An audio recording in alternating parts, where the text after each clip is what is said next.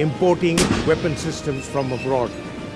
And here is one example behind me of the artillery systems that are being made in Pune by Bharat Forge, which includes a gun, the ATAGs, which is superior, say for instance, to the Bofors gun, or well behind me, Indian equivalent of the M777 artillery platforms that have been bought from abroad.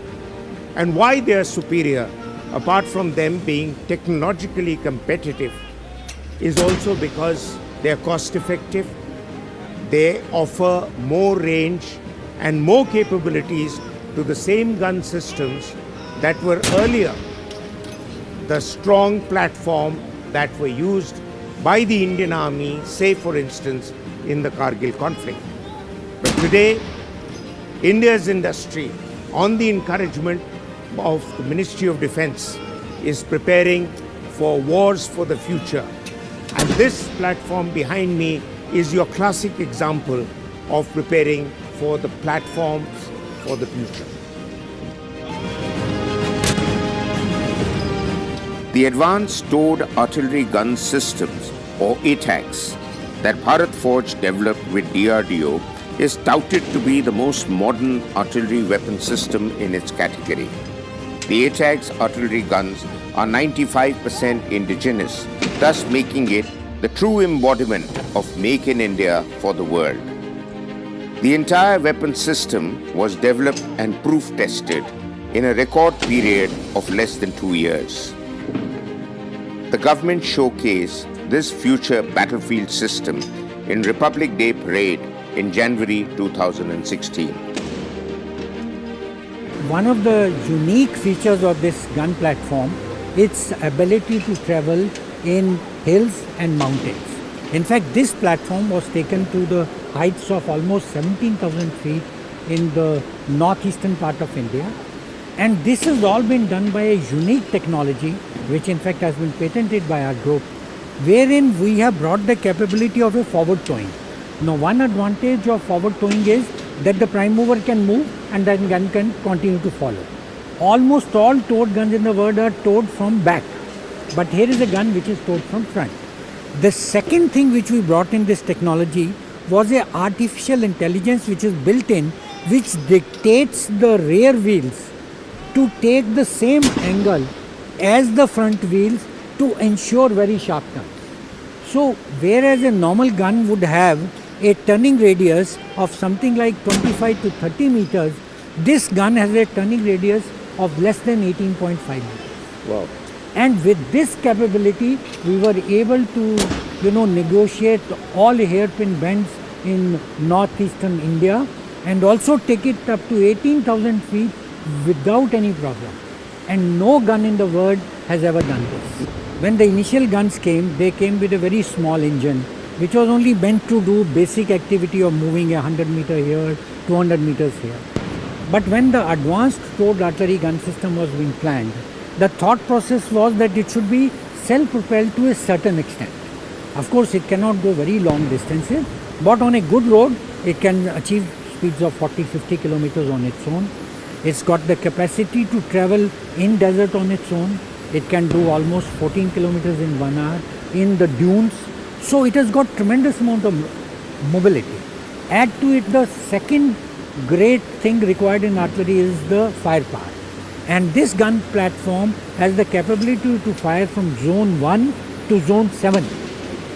Most of the guns in the world market only fire from zone 2 to zone 6. So here you can get the minimum range and the maximum range in the same platform. The Garuda 105-V2 is the 105mm 37 caliber mobile weapon system with 360 degrees firing capability. An ultra-lightweight gun system weighing under 5.5 ton, created with state-of-the-art hybrid recoil technology, possesses all-terrain maneuverability, including in high-altitude areas. It is a go-anywhere gun that comes with a shoot and scoot capability, low maintenance cost, and is adaptable for fitting into any service vehicle. It also underwent army trials in high altitude areas, and the Defence Ministry has announced that they will be procuring these gun systems.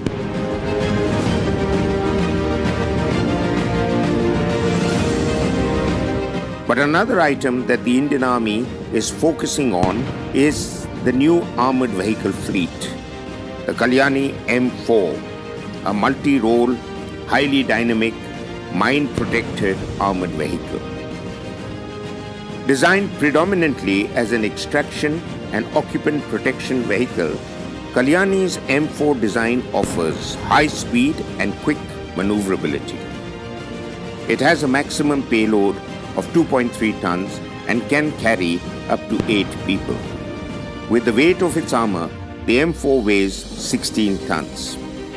Its 43-degree approach and 44-degree departure angle with a high water wading depth of 900 mm makes it ideal for tough terrain or fording rivers.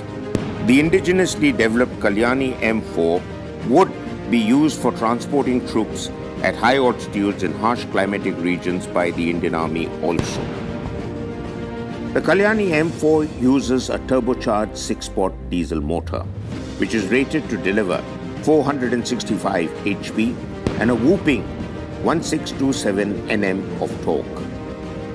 It uses a CVT automatic transmission, but it also features a low-range gearbox to work with the 4x4 system to help scale difficult steep inclines. The M4 maxes out at 140 km per hour, and its fuel tank is large enough to help it cover a range of up to 800 kilometers.